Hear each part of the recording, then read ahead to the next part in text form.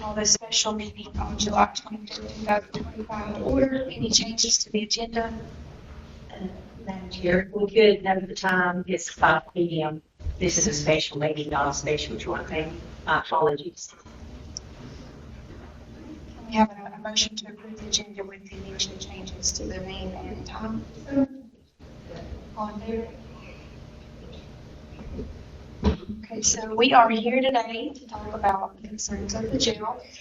We wanted to let the employees know that we hear your concerns and we're hoping to come to a decision today along with the sheriff and work together as a team, which is what we're supposed to do.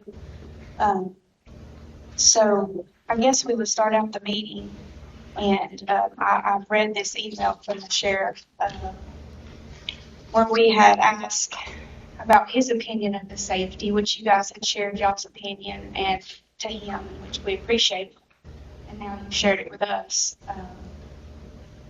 So we need to be able to get your opinion as well, Mr. Hoxick. So can you give your opinion on safety? And then I can also share my opinion as far as on the medical side. Yes, ma'am. So the issue has been going on here in the jail for several years. And as you saw the other day, there's some serious issues. And we close the jail or do whatever we do. That's my view. Okay, thank you for your opinion. So, while this role that I play, I'm not supposed to wear my medical hat, I will try to share a little bit of medical, opinion. So the way that I treat patients is if a patient tells me this is going on, then I believe. That's just how I am. And so I can't give you an expert medical opinion about seeing you, listening to your lungs, running labs, doing CT scan, all of those things. So of course I can't give you that expert opinion about doing those things. But I can say that if you feel that working in a jail makes you sick, then I have to believe that. And so that would be my opinion. We did go up and take a look at the jail, and we do know like the plaster on the walls where I know a lot of the pictures were taken. Thankfully those areas don't contain lead. I know that is scary and it doesn't look good. But those areas thankfully don't contain lead. So now the areas that does contain lead, and I can let Jason speak more on that, I believe it's the areas around the door frames and then also maybe like the 9x9 tile, which is under a couple of layers of tile. And we did see in the office maybe like where the desk had been moved, and now that there is like an exposed area where you can see the 9x9 tile. It's not up, but you can see it. And so of course that is a concern. Now we did have an issue that came out and inspected as of Monday. Is that right? Yeah, inspection was on Monday. Okay. And they didn't find any hazards. So it was a preliminary discussion. So there was an inspection. The gentleman indicated that there was nothing that is really concerning, but it was something that they go back. They took some samples. They go back and will issue a report if needed. So that is something that is ongoing, but there was not an initial issue that was observed during the inspection. So we get a report from there either way. So more than likely, well, he said that we may hear from him again, meaning if there's no issue at all, not even that their action is inaction. So that's when we would probably call and just confirm that the matter had been closed, but we may not get a direct communication. But we could get some sort of correspondence about the inspection. So I guess with that being said, when we were at the jail, and I believe one of the employees that spoke up and said that she had been sick a lot. And I know that a lot of you guys have said that. And so we have to take that to heart, and the commissioners need to know that and acknowledge that we have been working on this diligently. Mr. Moreno has bids out right now for remediation. So I just want you guys to know that we're not just turning a blind eye. We understand. And I know this has been going on so long. Now I just started, but just since I've started, I have seen Mr. Marino like actively working on the remediation. And then our plan, hopefully, very soon, is to have a new justice center. And so we don't want to throw tons and tons and tons of money into the old jail when we know we're going to have a new justice center. It may take years, but we don't want to throw all of that money away when we can put it back towards our new justice center. I mean, that's just not we want to make it as safe as we can for you, and so we hope you guys understand that.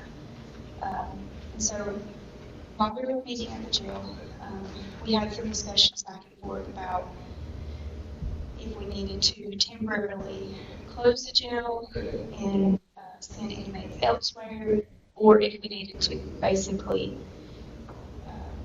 move the booking location, because the main areas of concern is, I believe, the booking area and the detention office, basically. So, Mr. Hodgson, we had talked about, like, you guys talked about a plan of, how you guys can safely operate in a different location. And so I guess I would ask you to share that plan if you have that. Yes, ma'am. I actually that day, myself and I chose Commissioner Williams and Greg that we discussed about using one of the groups that the clerk hanging hold of. I spoke with Annie about using that one, and she was all for us using whatever we needed to do to make it happen.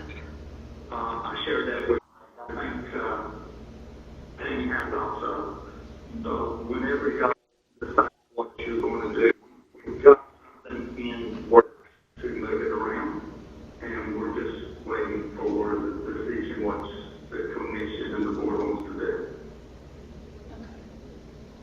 So, if the board, and which I hope that you feel that you're in this decision as well. I know we talked about responsibilities, and I believe Jay can also reiterate, responsibilities. We hope we're in this together. Yeah. So we want everybody to feel good in this decision, and we don't want anybody to feel like we're just forcing a decision.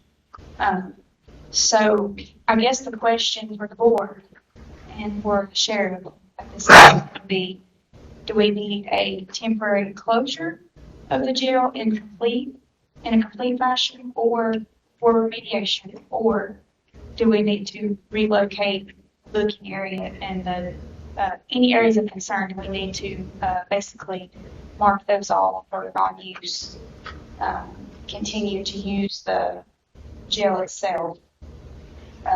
So I guess I'll hear from the board and hear from Mr. Hodgson if you have any input. If I could add one more thing, ma'am. Sure. For us to be able to do that, we got an area that is called the drug tank. It's a small area, and it's supposed to house 2 people. It's on the back part of the jail. It does have some lead in the area, but we would have to use that area as temporary holding while we transport people as they're arrested. So the 2 areas that we would have to use would be what we call the drug tank and the room that the clerk has provided or allowed us to use. And what's the name of that room again? The garage. But it was my observation when we were touring the drug tank that inside the actual cell where the inmate would be, there's not any access to reach the window sills that would have the lead contamination, plus they're behind like mesh enclosure anyway, so it should be considered relatively safe from them accessing anything. So it would be safe for the inmates, it would be safe for the employees. Yeah. And Joseph, would you agree with that? Yeah. Okay, so thank you, Mr. Hodgson. So I'll ask the board to share your opinion.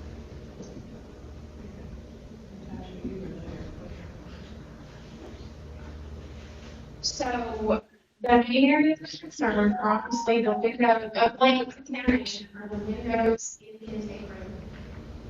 Those, and that's what Jason did now. That's what's going to need repaired, and then some doorways. There is a spot on the floor. We had discussed a way to seal the spot in the floor because according to the inspectors, as long as there is no dust or any debris coming up from the asbestos-related tile underneath, there's no danger.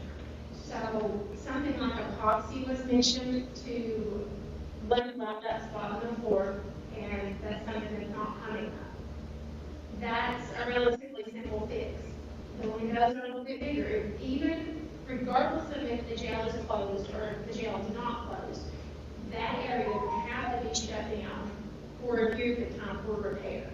Whether we wait and do it once the contractors are ready or whether we do it now, that's the question. But for a period of time, regardless of what decision is made, there will have to be all these arrangements for relocating the staff that work in that room into the grand jury room. That would have to be done regardless of what decision is made during the repair. And I believe Brady also, Mr. Cody, the county manager, he had, I spoke with him earlier, and he had mentioned about the rails on the window. Yeah, so there were a couple items, it'll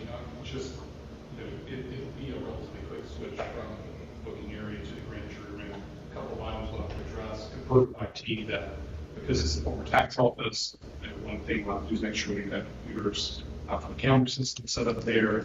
That's something they can do very easily same day. So really it's just transporting equipment in and hooking it up.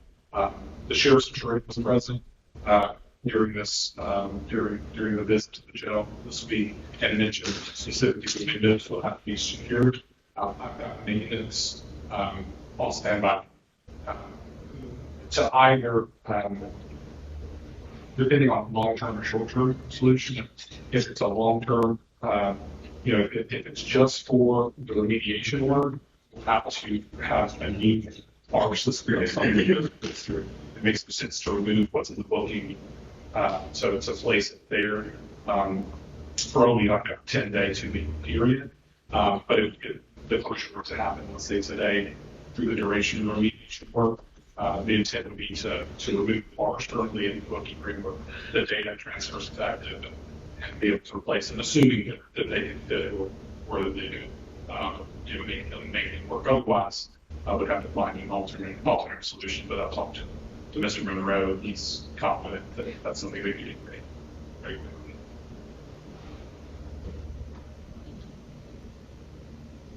So, Ms. Connie, do you have an opinion on the matter?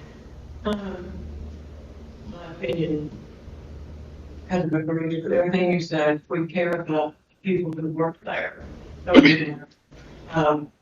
We also care about the safety of our inmates. We care about what kind of bills we send our tax payers. We care about that. And I'm listening to you and Sheriff Hodgson. I'm listening to you and what you, Natasha, and Brady and Chair Smith have said is it looks like we have an option to use the jail with some fairly minor changes. Have I gotten any of that wrong? Okay. No, that's correct. But there's one issue that we have discussed is the budget in the jail. When we talked the other day, the housing for 8 states in other counties, just the housing for would probably be about $15,000 a month. Not putting all the extra transports that's involved with that. Okay, can I ask you one more question, Sheriff Hodgson? Yes, absolutely. Okay, so that's the cost of closing the jail, is that what you're saying? Well, that's basically going to the typically hold 8 inmates in our jail. And the cost for those 8 inmates for 1 month is around $50,000 that we have to pay the county to house our inmates. Part of that question is how many layoff of county employees would that entail? Well, you would still have to keep those employees to process people as arrested and when they have to be brought back for court, from the 48 hearing to 2 hearings. So we typically try to hold one that has in court within 72 hours. So we're not back and forth. So, and half of our employees we don't have right now, so they would not be let else. We still need our employees to properly function and run. Which prompts me to one more question. How many part-time employees would we be forced to have with that type of movement? No, we don't have any part-time employees. You would basically just use the staff that you have, but maybe in a different capacity. They might would have to do transport or something. That's correct. So I do have a question as to the logistics of that. If the jail were completely shut down, these inmates, you would have to be able to house them within driving distance for court days where they could be picked up prior to court on the same day rather than picking them up the day before and housing them. So we would have to utilize counties like Swain and Cherokee County, so that would be the only way to make that work, because you couldn't pick someone out of, say, Burke County and drive them 3 hours for court on Monday morning. But we wouldn't be, the jail shut down completely, we couldn't house them the night before. Actually, Swain County is pretty much full capacity. Cherokee County, they have some space, but not that much space. But some of them would have to be housed at other locations, and that's just part of it. Other counties, they house juveniles, and they house federal inmates, so they run their jail profit. So they get paid a lot more for federal inmates. So they try to keep their jails full with those.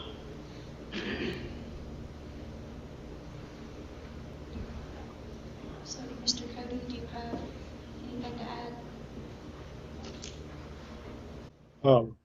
Just to reiterate, basically what y'all have stated is just basically I hate to put it like this, trying to put a Band-Aid on it till we can actually start the Justice Center and try to get a new facility. And it's a possibility of maybe looking at leasing some temporary pods to house these inmates until I'm not. Jason, do you have a time period that they stated how long it would take to invade this? Yeah, I put in an estimate of for both, whether we do just the lead. I still would like to have 2 weeks. I think they could do the lead, and of course, we're talking about not doing the asbestos, but I figured in for 2 weeks for both, knowing that I believe they can get it done quicker than that, even both. But I'd like to have 2 full weeks, 14 days to do the clear, get the work done, get the air clearance, because it takes 24 hours a lot of times, depending on what gets disrupted for air clearance. And then you have to do your finishes, your architect and finishes. Because I know in the past, with other administrations, they would actually move them out and do painting and cleaning for a couple of days to be able to, due to inspections and stuff for concerns. And then that way kind of give a little bit of time to be able to get things done. But I don't know if it would be justifiable to rent temporary pods to move prisoners back where we could actually be able to save a little money. And that's something that maybe we could actually explore to see if it's feasible for us. But I know they're going to be expensive, but we're currently spending a lot of taxpayers' money. Thank you, Mr. Cody. Mr. Adams, do you have any input? If we can keep it open safely, it's probably our best bet. Attorney Coward, anything you would like to add?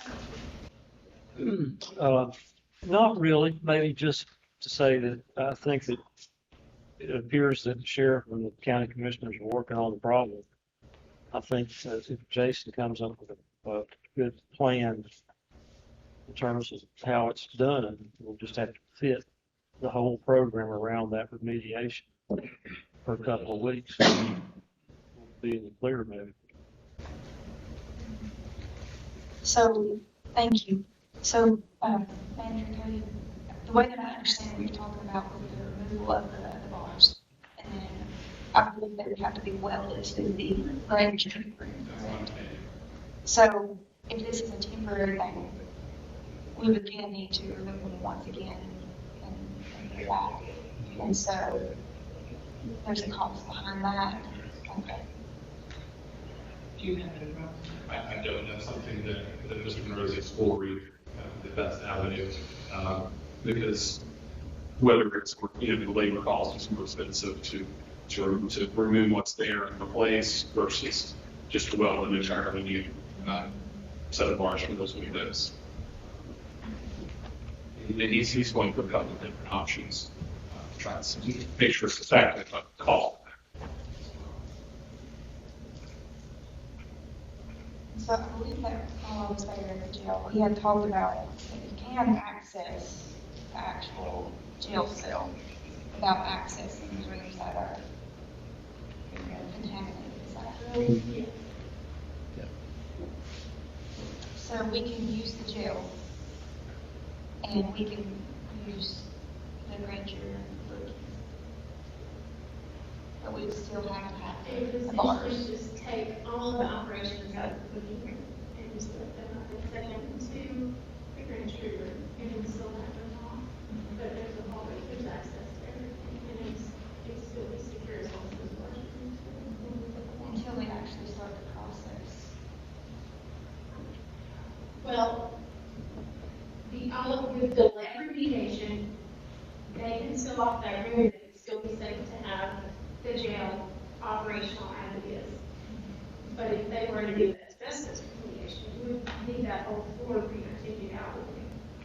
I mean, that's the risk. I mean, it can be sealed off. They can encapsulate a whole area. They've done it in hospitals where they kept other things operating. So logically speaking, it doesn't make sense to do an asbestos remediation if I said something as simple as an oxygen or would still add up. There's your answer. I think your concern is much more smaller scale than the full remediation. And immediate red flags from OSHA. No immediate, they did When not. we think about OSHA, in my experience with OSHA, none of these is good news. Yeah. That's always good for OSHA. But on site, they didn't raise the immediate red flag. So I feel like the board, I mean, this is what I'm gathering from everyone. I feel like that we want to keep the jail open. We want to do it in a safe manner. So it sounds like we want to move the booking location to the grand jury room and then continue to operate the jail as best we can from that location. Is that the opinion of the board? Yes. And Mr. Hawes, does that sound like that would work with you?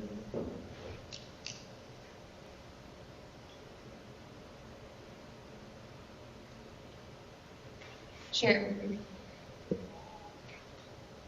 Yes, we will work with whatever the board wants to do.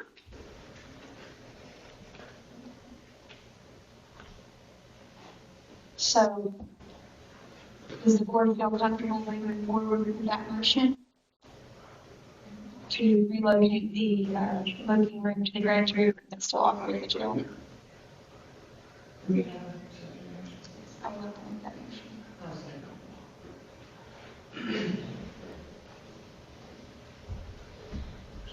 So we will move that.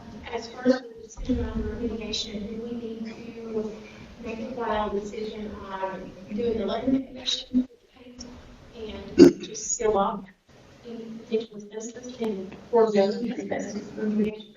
I think that You guys have already decided to do the lead.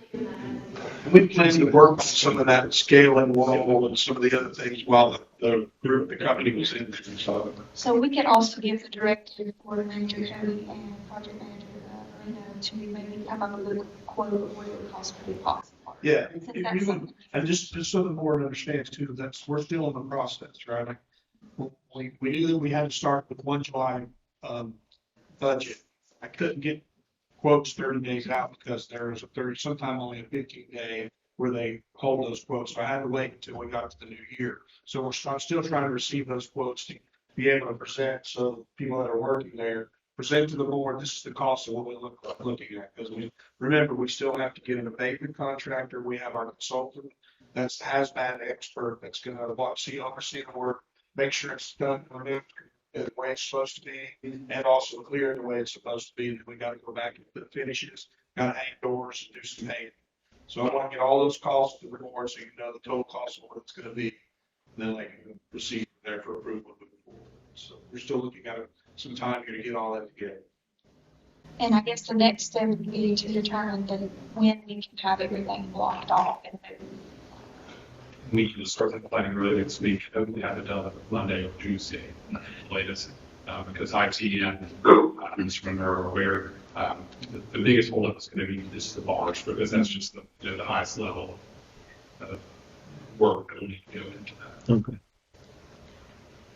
Did you have Mr. Williams? Go ahead. I've got one thought.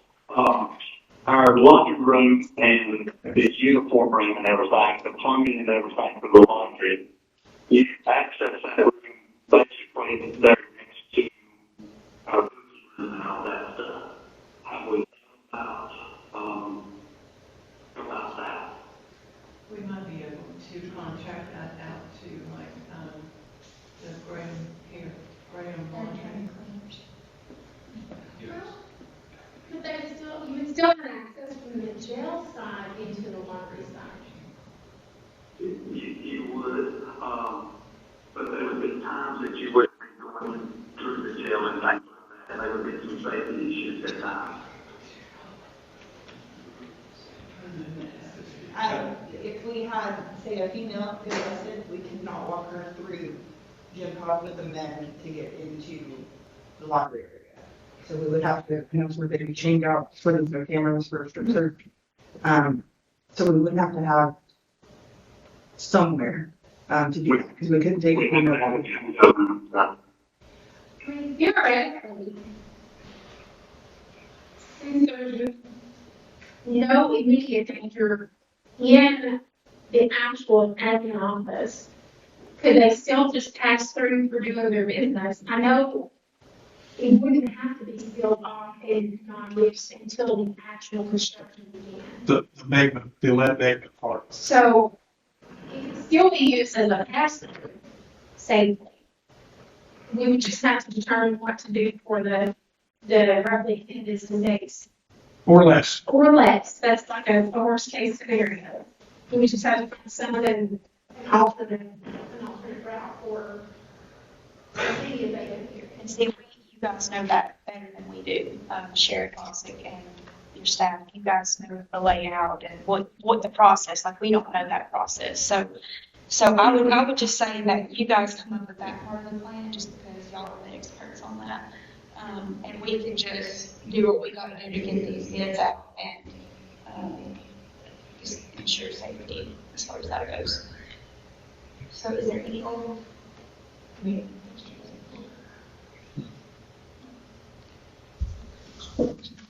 Sheriff, do you have any other comments or questions? No, ma'am, not at all.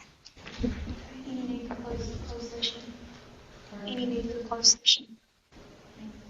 So a motion to adjourn. All in favor? Thank you guys for coming out. We appreciate it.